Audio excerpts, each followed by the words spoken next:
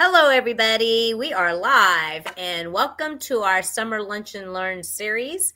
This is our second of many. I will be doing them all the way through the end of September, but right now I have Coach Krystal joining me. We are doing a series of 4 at the very beginning, all the way till June 11th on executive function. And so, welcome, first of all, Krystal. Hi, Helen. How are you doing? Good. Do you want to introduce yourself one more time? Oh, actually, 3 more times, but today. Yes, we have to make sure that everybody knows that Who I'm you an are. executive function coach. I have been coaching for about 4 years. I've worked with all kinds of people, all the way up to 74 years old. Working with kids is a passion of mine because that is the future of our country. And so I also was in business management and HR for about 15 years before that, where I was doing a little bit of executive function coaching there. And then also I have a lifetime of experience with my own executive dysfunction where I have made it so that I can function in society, which is fantastic. And so I'm here to make sure that nobody has to go through what I went through. Terrific. Yep. And she does love doing adults too. And I may Yes. have another one for you soon. We'll talk about Yes. that later. It's a whole different thing, whole different animal. So Oh, I'm sure. So I can't think of too many adults that don't need executive at this functioning, point, right? actually. And their jobs and their high powered jobs and they're very busy, stressful jobs in this day and time. And then you got to get in traffic in Atlanta and drive home, right? Right. COVID did that to us. We were talking about it the other day that how COVID took away all of our structure for a long enough period of time where it changed people's habits. And then they were like, why can't I function? And then not realizing that those habits that they had, of getting up and going to work at the same time every day and all of that maybe could have been the reason. So interesting little factoid there. Cool. So, first of all, if you don't know me, I kind of forgot to introduce myself completely. I am Helen Panos. I'm the owner of Dynamis Learning. It's a K through 12 tutoring, SAT, ACT prep company, and we do SSAT and, of course, executive function now, and probably more to come. So, today we're going to talk about why maintaining a consistent summer schedule is important for your kids. And we felt like this was something we definitely needed to talk about. I think parents try to do it and, there's some pushback. So from an executive function perspective, Krystal, what specific skills can deteriorate over the summer if a student doesn't maintain some form of a schedule? And conversely, how can a structured summer schedule actively help strengthen those skills before the next academic year? Woo! That's a two question, right? It's a twofer.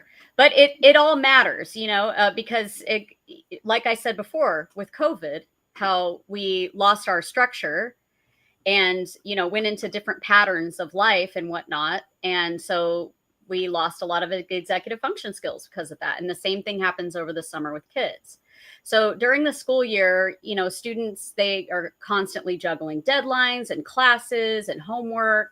And without a schedule, they can't estimate how long it takes, prioritize stuff or manage blocks of time. And it weakens, if they're not practicing it, kind of like a language, it's like if you don't use it, you lose it. And so they might revert to less efficient time usage or they might, fall out of those routines, just like I was saying. So that's for time management, and when you go back in the school year, you see that they struggle with that in the beginning. Another thing is, planning and prioritizing. So that consistent need, they're not using those. And so you see less and less. It just kind of gets towards the end of the summer. You're like, what's wrong with my kids? I can't wait for them to go back to school. It's like, there's a common sentence there. Yes, it is. And so task initiation, of course, they have external prompts from teachers, and instructions and set homework times. All that structure is what keeps them less stressed out about getting things started. They're not so overwhelmed about getting things started. And Sure. so you have, again, another one, working memory. They're not practicing that working memory, that short-term memory, that RAM memory that they're using while they're doing something, not practicing at all. So that starts to deteriorate a little bit too. So probably the biggest one is going to be the like sustained attention, and effort, because they start playing video games and social media and doing all of these things that are, instant gratification.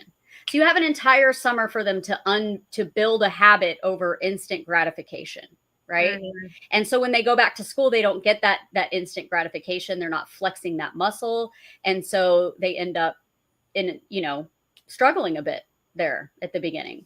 And so you have to keep those things to a minimum if possible. And that's why I like camps, because they are structured, right? Putting your kids in camps at least for a week. Right. Because they get a variety of things as well. So those kids that are artsy, they get the arts and crafts. Those that are athletic, they have the PE involved in there. Mm-hmm. They're communicating with other kids, of course, and adults, Mm-hmm. all of it. So yeah, that definitely, that's why we have a reading club this summer, because parents realize that they need to keep them busy. And if it's not something that's structured, you could say to them, go read a book, Mm-hmm. pick out a book, they'll do that. And now read the book, but that's just kind of open-ended. You almost have to have some kind of schedule as to read so many pages a week, or read so many chapters a week, or every day read 20 minutes or Mm-hmm. whatever, 30 minutes. If they're older, an hour. Mm-hmm. So try to get them in some kind of I agree with Krystal, some kind of structured academic, so they're not losing the working memory part. Right. Even if they're cleaning out their closet, right?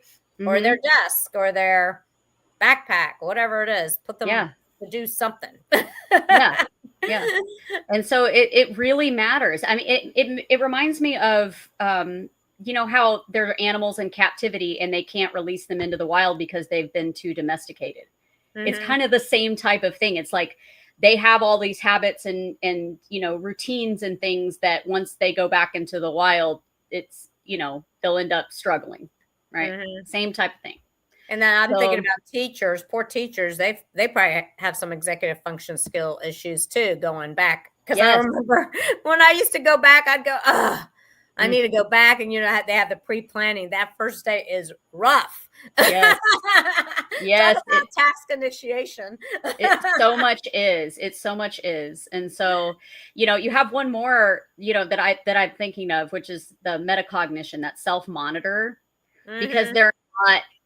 they're not evaluating anything about themselves. They're not stopping and checking in and being like, did I take care of this? Did I do that? Did I do this? Because they don't have anything that's, they're not being held accountable for as much. Mm-hmm.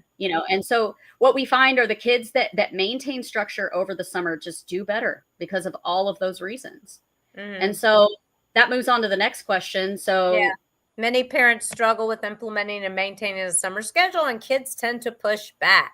What strategies can you suggest to help families create a realistic and sustainable summer schedule that fosters independence and buy-in? Buy-in from the student. yeah, right. Buy-in, what? Yeah, so that's the thing, is they're going to fight you about it because it's easier and more fun to not have to go with the schedule, right? They're tired. They're like, I've been doing all this for so long. And you're telling them, you're like, I promise you it's going to be better for you in life. They don't understand that. They only can see as far as they've grown. Mm-hmm. So they can't see exactly what's coming for them. If you're listening, kids, something's coming for you and you better be ready for it. Like, it's called adulthood. So what you should do, let's see. Are you putting your kids in camps? In mine are actually working with my partner right now. So he's creating a whole bunch of summer structure for them here in the home. Which is really great. So they have a whole calendar for the summer that they're following, and different activities that they do at certain times of day that change. So it's like we have the structure, but also the novelty within structure. Maybe if those listening have heard me talk about that before. So you have a time of day that you do things, but then there's a different thing within that time. Mm-hmm. So that they can keep structure and novelty, and that reduces anxiety, right? Oh. And so that leads into what the answer is to this question. So addressing that effectively involves tapping into several executive function principles, right? So the goal is not to replicate a rigid schedule day, but to create a predictable rhythm that supports development and reduces conflict, right? It's that predictable rhythm is what they need, not necessarily the super structured schedule. And a lot of people, don't understand too that with time, I want to say about 45% or so of our population does not like their schedule to be that rigid. It's actually exhausting. But that does leave the majority to like that. And so we have to as a society realize that there are, two different types of people with that. So pay attention to your kid. If they're starting to get really stressed out with all of the things you're planning, then maybe you need to move back a little bit and give them more free time. Right. So let me get back into that. So collaborative planning. Okay. This is where I was going.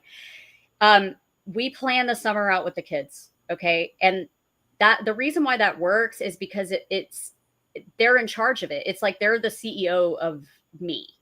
I'm the CEO of me. Right. So children, especially as they get older, are more likely to follow that plan that they had a hand in creating. Right. They have autonomy. There's ownership. They're following through with it. It's theirs. Okay. And you'll see that in, if somebody's listening and you're a boss out there and your employees, same type of thing. You give your employees ownership and autonomy, and you're going to see more productivity out of that person. Right. So same thing with kids. So how to do that, you can hold family meetings to discuss your summer goals and desires. What we did is we had a bucket list of things that they could choose and wrote them down on individual Post-it notes. And then we put the Post-it notes up of the ones that we're going to do. And then we could just take them down, but put it on the calendar wherever we needed it to do, or to go. And so we also researched a bunch of things that they could do over the summer, places we could go and hikes we could do and things like that. And so they got a lot of free things out there too. That's a lot of free stuff out there. Oh yeah. Movies, concerts, all kinds of things, especially in the Atlanta area. I'm sure other, anywhere. Much. Yeah. There's always free things to do, the parks also, that's just something, you could do like a scavenger hunt for the younger ones in the park or something. Right. Yeah. Instead of just hiking. Right. Yeah. Instead of just hiking, you have a reason to do it. You're looking for 3 different rocks or, something like that. So makes it much better. But the next thing would be visual schedules that are accessible schedules. Having that, like I said, you put it up there, on the wall where it's accessible. They can see it. They know what's coming up. That's another thing, because they do have that at school where they know that it's coming up. Right. They know something's coming. They know the field trip is coming. And they, having that, like, I'm looking forward to kind of feeling, it helps with all of the executive functions. It helps with task initiation. It's like, okay, like you're working for the weekend. They're working and they're like, okay, but this is coming up after, at the end of the week. And so I'm going to get there. I'm almost there. I got one more day, And so you want to try to create that, and then following through with it, and having that family time is also, of course, very important. So create daily and weekly schedules. And then, of course, like I'm hinting to, creating predictable routines is always really important. Having your breakfast at the same time or having lunch at the same time these are important things, even if it's not everything. Like I said, just having something in there is going to keep the brain ticking throughout the day. Sleep schedule. The sleep schedule. Yeah. How could I have all not over the place? Yes. How could I have not said that one first? That one is so important. Oh my goodness. So circadian rhythm is huge when it comes to executive dysfunction. And circadian rhythm is more than just sleep. It's also your digestion and, different bodily functions that you have throughout the day. And so you want to try to keep all of those things, and doing that by going to sleep at the same time or nearest the same time as possible, and waking up at nearest the same time possible, making sure that they're getting enough sleep, making sure that they're not playing video games or doing something that's dopamine taxing before bed. Like I would say even 3 hours before bed, because what that does is just sucks all that dopamine out. And then the next day they're just exhausted. And that goes for adults too. Adults, yes, adults too. I'm sitting here thinking of adult examples right now of that, with gaming, because it's, so widespread and what that does, and so you want to, you don't want to get the brain in the habit, or growing into that, because the brains are still developing. You don't want them to growing into needing that instant gratification. You don't want that, because that's going to create anxiety and depression later in life. Right. So just a little tidbit there. So, yeah, that's, I mean, there's so many different ways that you can do that. Teaching that time awareness, throughout the summer is also really good, helping them to guess how long things are going to take, and then try to see if they can, if they were right about it, using that little bit of competitive nature with themselves is one way to do it. And then of course, just checking in with them, seeing how they're doing, having them check in on themselves, having them fill out a mood journal every day, and then it allows for some writing as well. It allows for some writing. Yes. And so, yeah, we're going to talk about that free offer too. So talking about writing, but go ahead. Is there any other strategies you think that they may want to know about? Or those are good to me. That's a lot of stuff. There are lots of different ways to do it. You can take these in different directions, but just keeping that so that there is some sort of structure that mimics what they're doing. And it takes a little creativity and some effort by the parent to kind of schedule this. I bet you started scheduling your stuff, thinking it out like weeks ago. A couple of weeks ago, or a couple of weeks ago, I did. I was working really hard there towards the end of the year, to be honest. I got a little close this year, a good week before I started researching stuff. But as far as the camps and stuff, you definitely do need to research those out, earlier months on in advance, so that you can make sure you get a spot with those. And sometimes you can get a better price on the summer camps too, if you sign up earlier. Yeah. And there's a lot of fall breaks coming up. All the school systems pretty much are now going to that balanced calendar. So keep in mind, you got to start looking for the fall break, maybe camps too. I know Fulton's adding an October break. A lot at Cobb does in September. I mean, there's a lot of them. APS is doing it. DeKalb's now doing it. So keep in mind that here soon in July, you probably need to start looking for break if you're going to work during that week instead of going out of town. You may want to put your child in some kind of break or an activity like karate or something they like to do as a camp. Or you got to plan again. What are you going to have them doing so that they're not getting off schedule just for 1 week? Because that's even more serious, in my opinion, is these breaks that are just 1 week can throw a child off for sure. So those are something we can talk about, in September or before. About what you can do then as well. But you pretty much need to keep them on their schedule if they're only off from school a week. That's much more, involved, I think, in throwing them off a schedule. But so I wanted you to bring up real quick about this executive function activity that is our free offer, so they know what's involved in it. All right, wonderful. So we have a storytelling. So it's executive function stories. And there are prompts within the stories where it teaches, it gets kids thinking about their executive functions, like what they're doing. So you have a part that asks about organization. How would you organize this?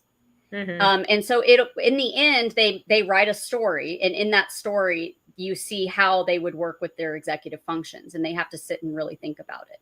That's and cool. So, and that's important in the moment when you're, doing anything, to be able to do that quickly, to be able to be like, how do I organize this quickly? And so practices like these stories that we're giving away in this offer are very, very valuable in that way. And it gets kids writing too. If they're writers, some kids are just not writers, but most kids, you get them writing and they will journal about themselves and about their days. And that's when you're working on self-monitor, they're talking about themselves and how they feel. and it brings those thoughts through a different part of the brain. And so it's kind of like builds that storyline within their brain so that they don't create, maladaptive behaviors based upon their feelings. So journaling is very important. Some sort of capture is important. I agree. That's great. Journaling. You got to chase after those fleeting thoughts when the thoughts are going everywhere. You got to be able to grab them. And then you can have them do gratitude journals as well over the summer, which would be great. Yes, and don't let them just list what they're thankful for, but to explain that a little bit more as to why, because kids will just say, okay, I'm thankful for my brother, or he's giving me his breakfast or whatever, but maybe have them thinking more in detail about that. Maybe it's more like, well, what would I have been eating otherwise? Or, that'll boost up critical thinking skills as well over the summer. That's all that self-monitor. It's all checking in with yourself and checking in with your values and, those things. I like to call it the what ifs. What if I didn't have my brother giving me breakfast? Yeah. What if I actually am very grateful for the hand that feeds me? Good. I see my dog walking around back here. He's giving me the warning. It's like, time's up, Mom. Well, thank you very much, Krystal. You guys check out, I call it the executive function activity sheet, but it's really the executive function stories.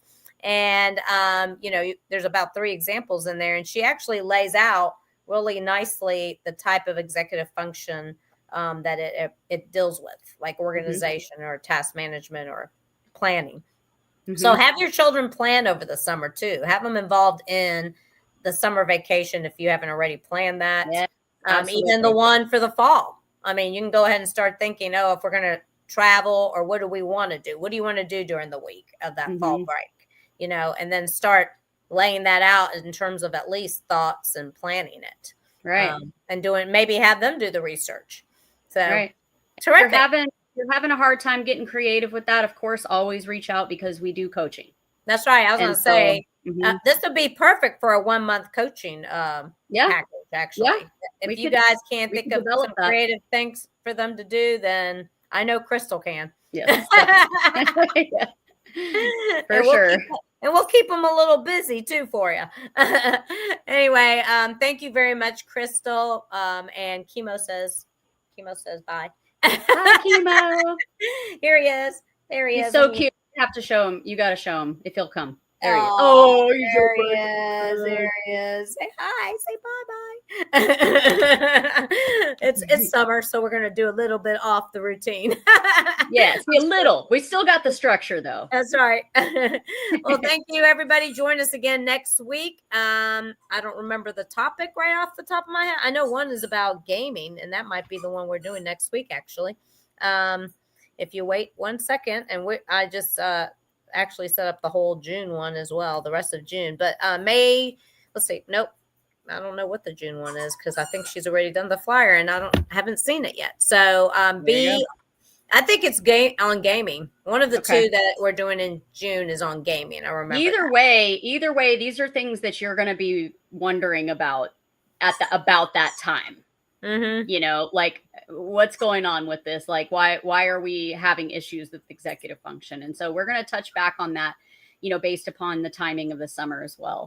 Yep, I agree. We will be. And here is the June topics. I just pulled them up. She just finished the flyer like yesterday. Cool. June 4th is how you and your child's personality influence communication. Yes. That's a good one. That one's so big. It's so big. You guys need to be there for that. Come for that one. I know I've been seeing notes of what you are dealing with a couple teenagers, and I see that you're helping parents actually, especially boys, how to talk with them. And the woman might be a different personality, or even the father, the mother and the father. June 11th is gaming, bad for executive dysfunction and ADHD. There's the gaming one, June 11th. June 25th, I'm going to be talking about resiliency and how to help kids thrive to be resilient. Yes. And I believe June 18th, I'm going to be talking about academic planning because you really should start that as early as 6th grade. Yes, I said 6th grade. Because then, speaking of planning, you've got to plan all the way out from like 7th to 12th grade. So we can help with that. Yep, it's called academic planning. So let me, join us on June 18th. We want to learn more about that. All righty, everybody. I hope you have a great rest of your week, and we'll see you again next Wednesday at noon. Bye for now.